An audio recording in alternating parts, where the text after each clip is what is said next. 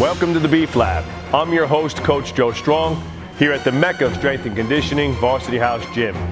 The Beef Lab is an inside look at everything it takes to run a world-class training facility. This is the source for strength entrepreneurs who want to learn more about programming, training athletes, business development, and marketing their brand. We're going to show you how we took Varsity House from a dingy little garage gym to a world-class brand.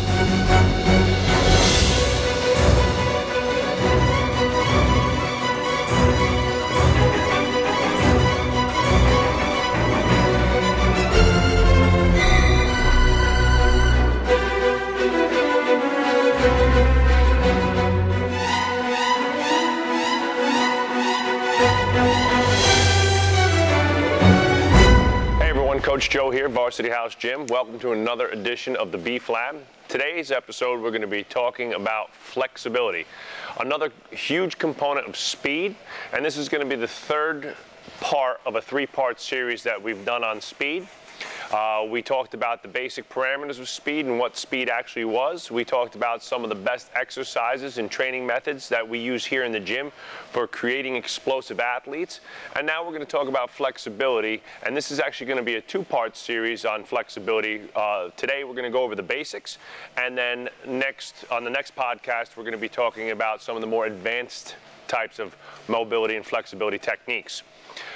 So what is flexibility? How does it help athletes, and why is it important, especially, for speed, which is, for most athletes, the most important aspect of their sport is being fast and explosive. So flexibility as a general term is the range of motion that the joints have in their movement, whether you can, successfully extend your arms, which I generally cannot, and such, and the movement of the hips, joints, spine, and all of the connective tissue that surrounds them, okay? Every sport, every athlete, and every position has a different requirement for a range of motion. So, some of the examples might be a martial artist. Okay? Someone who is a competitive martial artist might have a very different need for flexibility and mobility and range of motion than, say, an offensive lineman in football. So it really is dependent on what the goals are. Generally speaking, the larger the individual, the more body mass, okay, what you'll see with people who do not train their flexibility and mobility is that they will become more immobile over time. But we today see so many people and so many young athletes, kids, who are very inflexible and very immobile just because of the natural habits that they have now today. Less play, less time outside, more, less structured, and sitting on the couch playing video games. And we see a lot of kids here who, who can't bend over and touch their kneecaps. So flexibility is a huge part of our program here, not only for the development of good range of motion, but also for, the improvement of the muscular system and the prevention of injuries. Okay? A lot of injuries happen to the hips, groin, hip flexors, and hamstrings because of mobility issues. So if you were to, say, slip on a grass surface and your leg was to come out from under you a little bit and your flexibility was really poor, that might lead to you tearing or straining a hamstring, whereas, someone who is very mobile and has trained himself in those end ranges of movement to be strong, might not have a problem at all. Now, obviously, being hypermobile can be a problem too, and that's something we'll talk about a little bit, but overstretching and overmobility can be a problem as well. So there has to be a balance between, obviously your strength training, your speed and performance training, and your flexibility and mobility. So today we're just going to talk about some of those, an easy way to look at it, how we work our pre and post-workout mobility, and just kind of give you some of the basic parameters, okay? So the first thing flexibility does is just increases the range of motion. So depending on your sport, position, and body type, you want to have a certain range of motion, and mobility training and flexibility training can help increase that range of motion by stretching not only the connective tissue and that surrounds, remember the joint, you have several layers of connective tissue. You have the joint capsule and all of the ligamental structure that makes up the joint. Then we have intra and extra capsular ligaments, and then you have the muscles and tendons over them. All of it being fascial connective tissue that has to be lengthened. And in my experience, it's generally the joint capsule itself that becomes the tightest. So tractioning the joint capsule and rotating it in different directions and moving it regularly will help to maintain a good range of motion. Okay? That range of motion, we call that a flexibility reserve. Okay? That is, you want to have somewhere between, let's say, 10 and 25% more range of motion than you need for your sport. That way, at any given time, if I'm an offensive lineman and I plant that back foot and it slips out from under me a little bit, right, I don't totally blow my groin and hip out. Okay? So you want to train the range of motion to be a little bit better than what you actually need. Okay?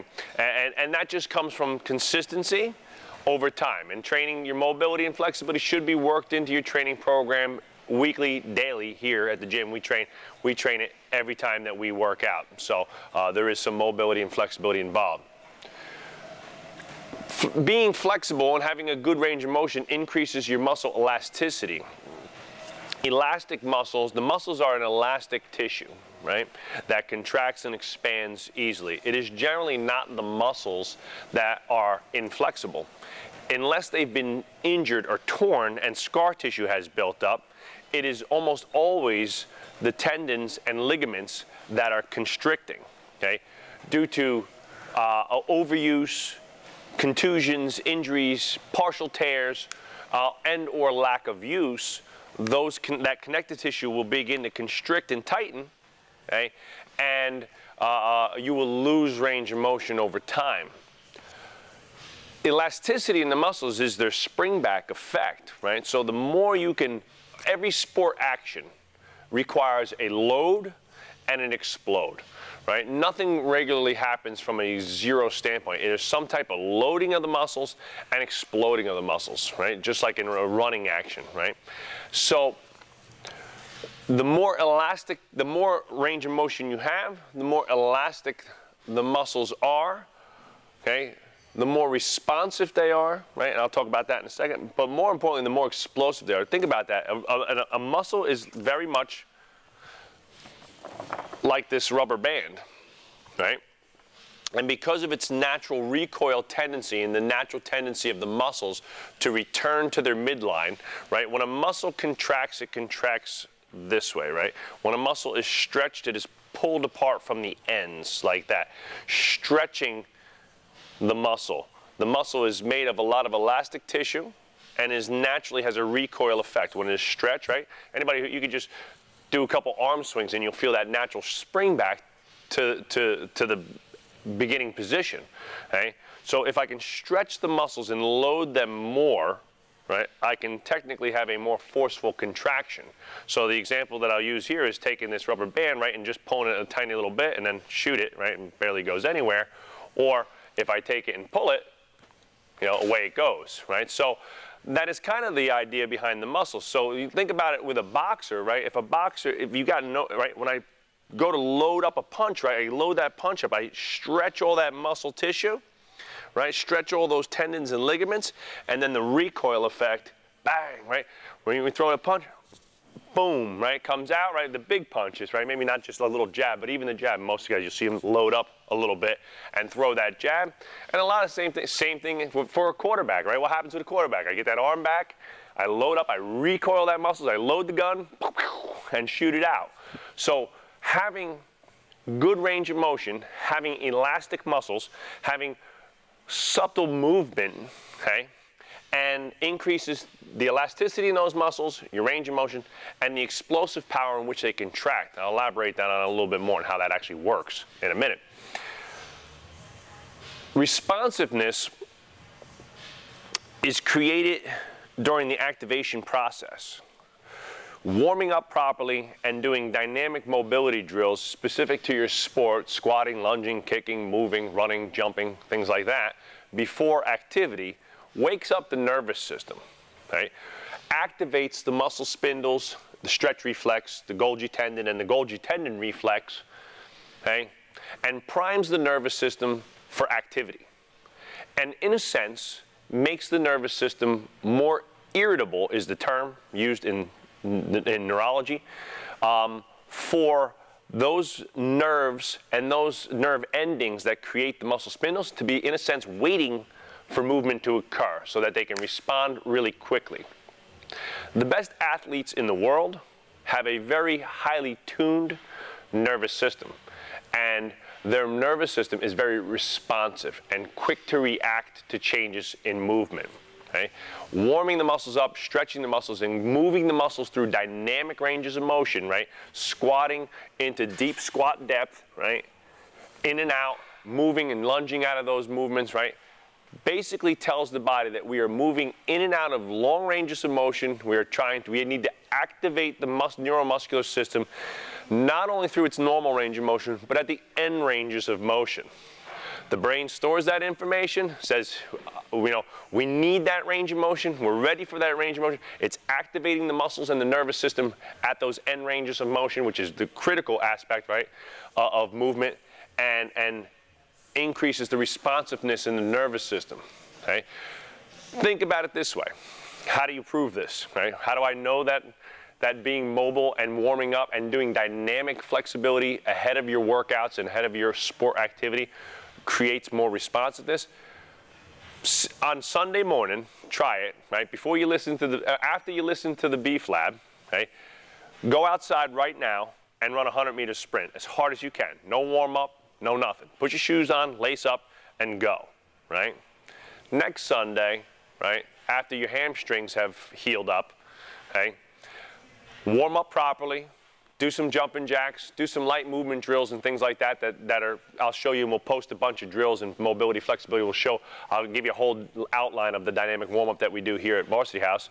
And then go out and run that same 100-meter run, and you'll absolutely run a better time, no question, right? And that is partly because the muscles are warmed up and ready for contraction, but more importantly, that the nervous system is warmed up and responsive and ready to fire and activate very quickly, right? It takes a slight bit of time to ramp up the nervous system and get it going. You also need to wake up the cardiorespiratory systems, but that's for another Beef Lab, okay?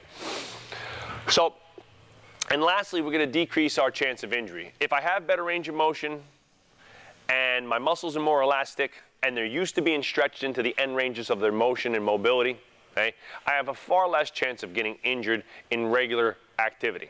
Now, being very flexible and mobile is not going to prevent you from an impact injury or every sports injury, right? Planting and blowing out your Achilles, something like that. Some things just happen. Remember, as human performance, grows as an industry, and the science behind it changes all the time, and the athletes get bigger, stronger, and faster, we continue to reach the limits of our own physiological abilities.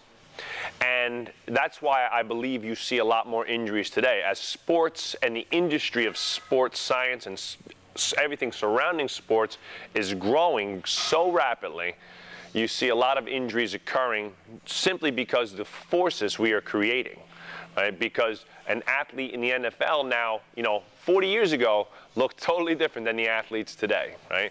And the guys who were 240 pounds were linemen. Now that's a linebacker. You have defensive, you have D-backs and skill players who are 230, 240 pounds now. So you got a quarterback in Carolina who's 250 pounds. So, and he's ripped and athletic. So as athletes change and the sports change and the science behind it change, right, the forces that we have to overcome continue to grow, and no matter how much flexibility you have, that's not going to change. That's not going to stop all injuries, but it will decrease the regular chances of injuring yourself. So here's a great example, right?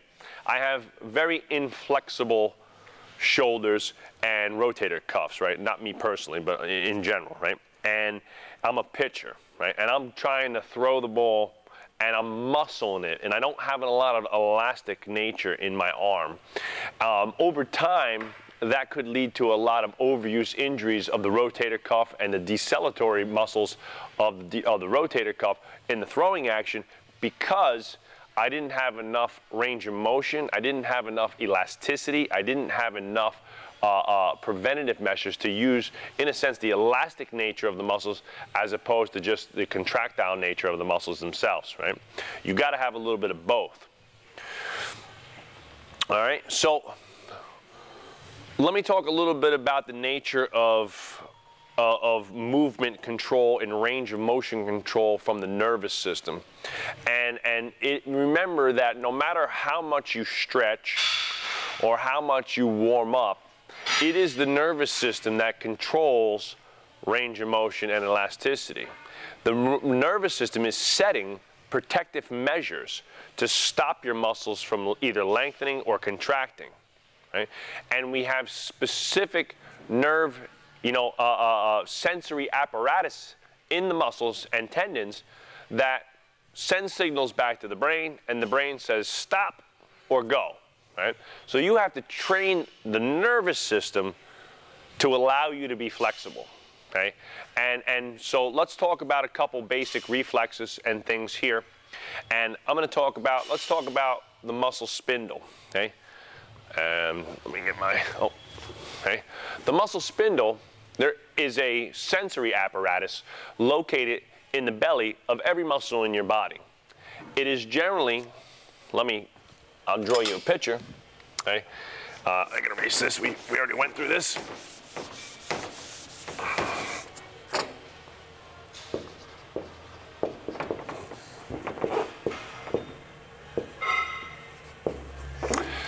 Inside of every muscle is a sensory apparatus that sends information back to the brain on what the muscles are doing. So we'll peek inside the muscle. Right? Here's my muscle, right? And the fibers are running this way. Imagine that we'll say we're looking at a bicep, right? And I pried it open, right? I got little hooks and I'm prying that muscle open. Inside the muscle is this muscle spindle apparatus. It is composed of special muscle cells, right? They're called intrafusal muscle cells. They have lost most of their contractile ability. They are wrapped with a sensory nerve ending, like this, right? There's usually 3 or more of them, so we'll draw another one, right? Make it appropriate, okay? When the muscle lengthens or constricts, the coil moves in either direction, right? As the coil moves, it sets off nerve signals, right, and action potentials back to the brain, right? Back to the brain, back to the central nervous system, right?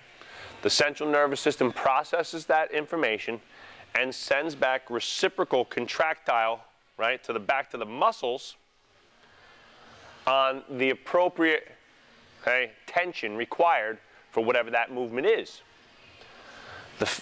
The muscle spindle specifically sends information on the rate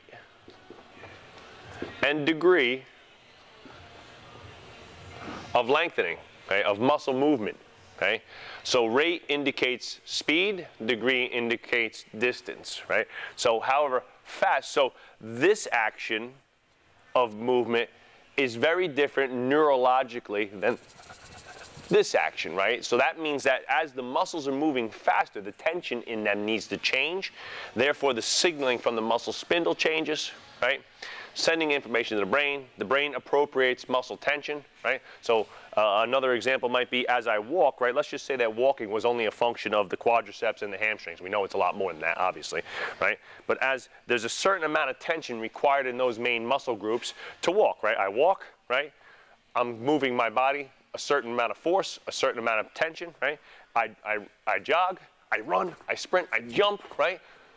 Somehow the brain is appropriating all of that tension. You don't have to think about it. You don't have to tell your muscles to contract harder. You just tell it what to do. I want to run, I want to jump, I want to sprint, whatever it is, right? And the brain calculates the appropriate tension needed for the activity, for the higher brain intent, whatever it is that you're intending to do, okay? And then sends that out. How this relates to flexibility is that the muscle spindle controls tension, right?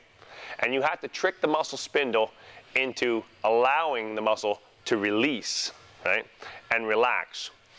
Breathing techniques, elongation techniques, functional range conditioning, right? Activating and constricting the muscles in their end ranges of motion, right? Helps to, in a sense, talk to the nervous system, so the nervous system knows where the end ranges of contraction and contractile ability are, right? If I only move in this range of motion, and that's the only range of motion that the muscle and the brain have communicated, then when I go to longer ranges of motion, the brain has no idea what to do and, in a sense, limits those ranges and doesn't allow those ranges to occur because it's setting off protective mechanisms, okay? Tied to the muscle spindle is the stretch, this apparatus and this whole thing together is known as the stretch reflex, right? Oh.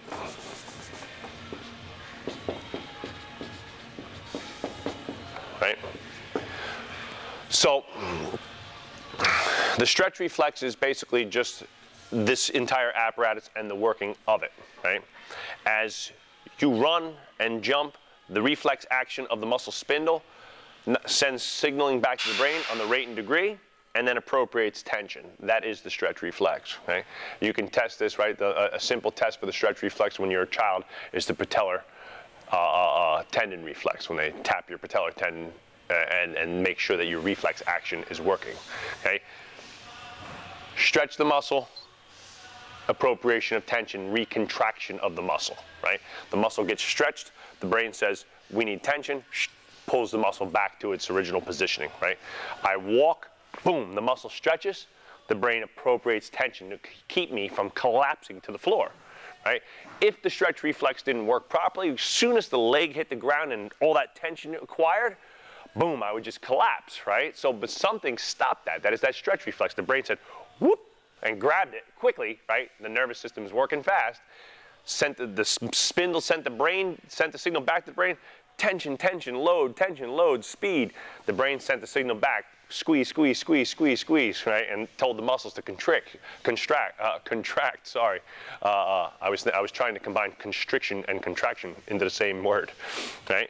And I will contract forcefully, and then again, if I run, jump, and sprint, those forces change. Therefore, the reciprocal contraction changes, right? The appropriation of tension changes, okay? The next thing is the Golgi tendon, right? And its control over the end range of motion. It works exactly the opposite, okay, as the muscle spindle, okay? So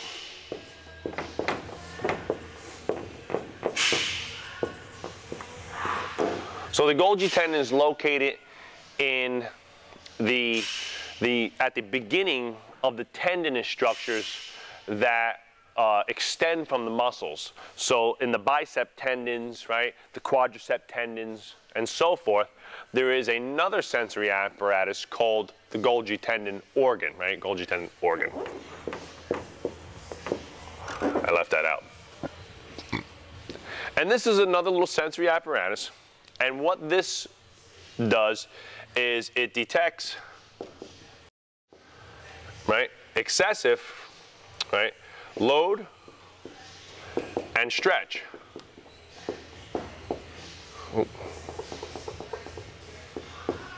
Okay? So when a muscle is either overloaded or overstretched, it shuts down that muscle in an attempt to stop it from hurting itself. So again, here's my muscle, right? In the tendinous attachments, you will have this at the proximal and distal ends, you will have these Golgi tendon apparatus. Again, they're sending signals back to the brain. The brain then sends signals back to the muscles, right? The Golgi tendon cuts off, okay, muscular contraction. When the muscle is overstretched, it cuts off muscular contraction and causes contraction, okay, of the antagonistic muscle group, right, in order to lengthen it, right? So where in the stretch reflex, you will have, the stretch reflex appropriates tension in the muscles that are working and causes a reciprocal inhibition, which is basically the shutdown of the antagonistic muscle. The Golgi tendon organ does exactly the opposite, right? Shuts down the prime mover and causes contraction of the antagonistic muscle, right, as a protective mechanism. So let's look at this. Remember, movement is so multifaceted. I'm trying to make it as easy as possible. So again, let's just say I'm a running back, right, and I'm running with the ball, and a big old D lineman jumps on my back, right, and I'm taking all that weight. And let's just say again that we're just talking about two muscle groups opposing each other, the quadriceps group and the hamstring group, right?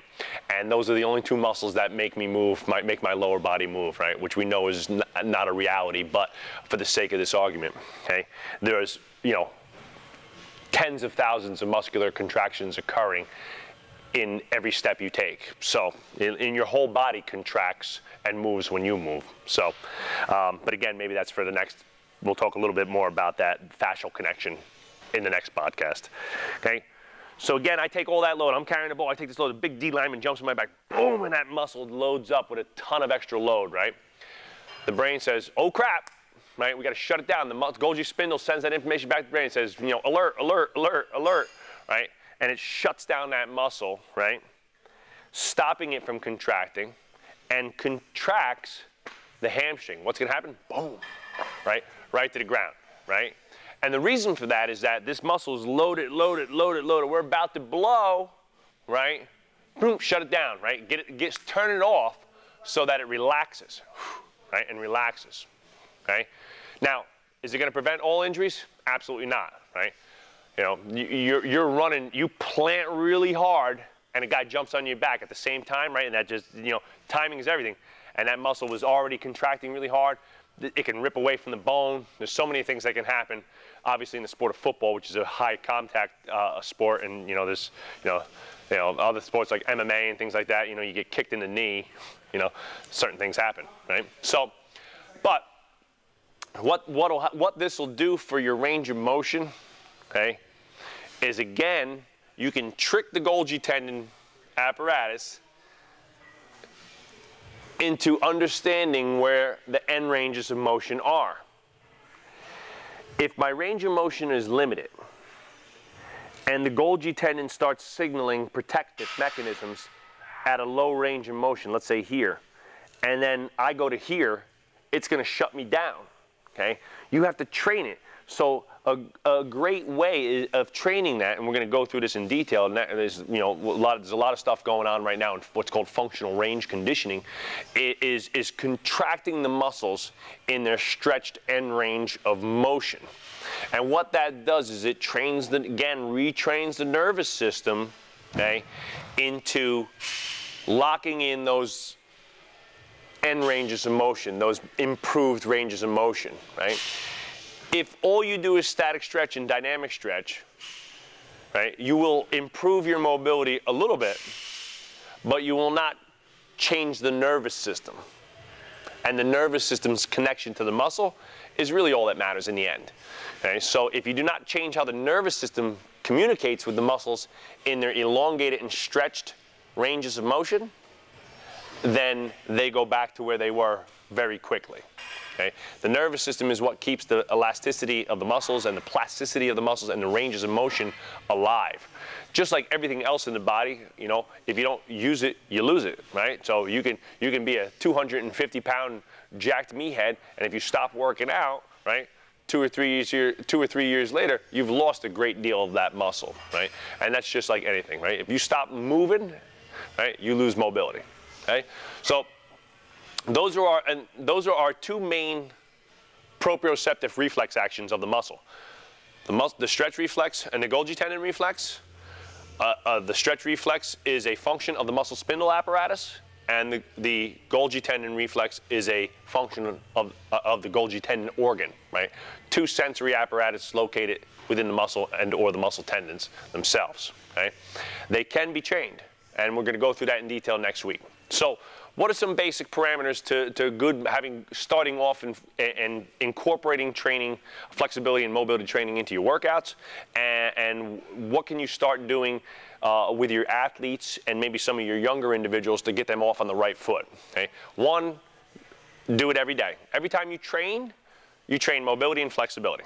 You train both dynamic mobility and some static range of motion, right? And you build in that habit that is part of the process, okay? So here's our basic process and our basic guideline, okay, to becoming more mobile. One, get a 10-minute aerobic warm-up, right? You should always be sweating a little bit before you engage in any real stretching and mobility work, right? I don't want to get off my floor cold and just stretch, right? Another one that you might want to stick in the middle here is foam rolling, okay? But with younger kids, it's not so much needed, but like with the older athletes that are a little bit beat up, they might have some knots and some connective tissue adhesions and things like that that might need to be worked out. That'll help release those muscles, right? And if you do some cross-frictional massage with either the foam roller or like a little knobby handle on the Golgi tendon, you can kind of, in a sense, falsely cause them to release. But for young individuals and for kids, right, get them a good warm-up, have them jump rope for a few minutes, right? Get them run the stairs. We usually do 5 minutes on the rope, 5 minutes on the stairs, 10-minute row, something along that, 10-minute run, right? We do dynamic mobility. You'll see a whole dynamic mobility. It is endless what you can do. Think of mobility as just getting warmed up, right? I like active warm-up drills, high knees, skips, karaoke, side shuffles, and then specific mobility drills, right? Or specific warm-up, squats, lunge, something that's related to that day, right? So if it's a lower body day, I'm squatting, I'm lunging, I'm moving my hips, okay? And I'm getting the lower back warmed up. I'm doing standing, full range good mornings and things like that. And I'm doing exercises that are specific to that day's work that are in full ranges of motion, right? I'm deep squatting and holding the squat position. I'm trying to open up my hips, my lower back, the gluteal fascia, right? And such, okay? We try to cool down or finish with some type of aerobic finisher. The aerobic finisher flushes out the muscles, flushes out the lactate, calms down the nervous system, right? The nervous system is all fired up at the train. It's right? It's all tensed up, right? You got to release some of that tension. You got to calm it down, and then we static stretch. And the static stretching here is we use a wave technique. We're not holding static stretches for 30, 40, 50 seconds or a minute. We're holding them for 5 or 10 seconds, in and out of the stretches, in and out of stretches. So a basic hamstring. 1, 2, 3, 4, 5, release. 1, 2, 3, 4, 5, release. 1, 2, all the way up to 10. We might go 5 to 10, 5 seconds, 6 seconds, 7 seconds, up to 10, and maybe that's about it most of the time. Most of the time it's 10 seconds, working up in a 5 to 10 ladder of stretching in a variety of different static drills. Again, there's some stuff on this on the podcast in the show notes that you'll be able to follow and see. We got a million videos on YouTube that have flexibility and mobility stuff in them, and we're in the process of shooting an entire exercise index in which I'll go into great detail into our warm-up process. So that'll be coming out shortly as well. So, and static stretching again should be specific, okay, to the day's work. So we squatted, we lunged, we deadlift, right? We crushed our lower body, right? And I basically told the nervous system and the muscles to constrict everything as hard as I can, right? And now I cooled down. I got my heart rate, cardiorespiratory. I lowered my sympathetic stimulation greatly. I feel good. Now I'm going to go stretch, right? And I'm going to retrain the nervous system to let go a little bit and retrain those end ranges of motion lightly. And I'm not going to hold, I'm not going to excessive stretch. Remember, there should not be no pain, okay? Relative, right? I should not be in any type of real agony when I'm stretching, right? I should be in mild discomfort. You should feel the feeling of being stretched, but you should not be in any type of pain, right? And no bounce, right? No bouncing, right? I'm not bouncing in and out of stretches, right? That's a really good way to hurt yourself. Remember, the attachment points are small, right? And if you keep pulling, they get irritated really quickly, especially stuff like the hip flexors and hamstrings, which are getting worked in everything you do because they're postural muscles. When you sit up, those muscles move. When you walk, those muscles move. And generally speaking, when we see hip flexors and hamstring injuries, it's mostly related to range of motion, and it's mostly related to inappropriate stretching, terrible technique in the weight room, which we see a lot, and/or just some sport-related injuries. Sometimes when you run and sprint, that hamstring's going to pull. The worst thing you can do is just keep stretching, irritating the hell out of it, right? So you're probably not doing it correctly. All right. So this is the basic structure and outline. Okay. Dynamic mobility before workouts, static stretching after. That should be well versed by now, and anybody who's in training, if you've taken any basic class in training or been training anyone, that should be basic knowledge at this point. And if it's not, right, maybe it's time to rethink what you're doing. Okay? You need to warm up appropriately. You need to pick exercises and stretches that fit your routine and what you're trying to accomplish. You need to understand your athlete's range of motion and the requirements for their sport. I'm not trying to turn my 300-pound O lineman into Gumby. That's not going to help him. Again, I have a pie chart of training that I need to, attest for. Right? I have other things that are more important. Flexibility and mobility is a portion of it. But again, how much of a portion is determined on what that athlete needs and what they do. Right? If I have a yoga instructor who wants to get a little stronger and wants to work on a range of motion, right, and is looking for some new techniques, maybe a martial artist, right, someone who's a taekwondo specialist, right, needs a lot of hip and spinal mobility, right? Well, that's different, right? They need more range of motion. They need a different training strategy. And flexibility and mobility might make up a greater percentage of their pie chart as opposed to the offensive lineman, right? All athletes could use a little bit more mobility in general. All athletes can improve their range of motion and flexibility just like any other aspect of training. If you focus on it and you spend some time doing it, you will improve at it, okay? It's another trainable piece, okay, of the pie of human physiology, right? Strength, speed, power, flexibility and mobility, and energy system training, right? All the components of that make, athleticism and human performance, all right? So that's my basic example of flexibility. Next week, we're going to go into detail. We're going to get on the turf. I'm going to show you a whole bunch of cool drills. We're going to talk about P and F stretching. We're going to talk about FST. We're going to talk about FRC, a whole bunch of cool acronyms, and some of the different techniques that are out there right now. And I'm basically going to just go through some of the more advanced things that I do here with some of the athletes that have spent a good year doing this every time they train and have improved their range of motion greatly and are now looking for the next step and now looking for more specific techniques for improving their range of motion and more importantly, maintaining the range of motion long term. So I hope you like what we saw. Check in next week for another edition of the Beef Lab. Please subscribe to our YouTube page and give us a 5-star review on iTunes. Take care. This is Coach Joe from Varsity House Gym.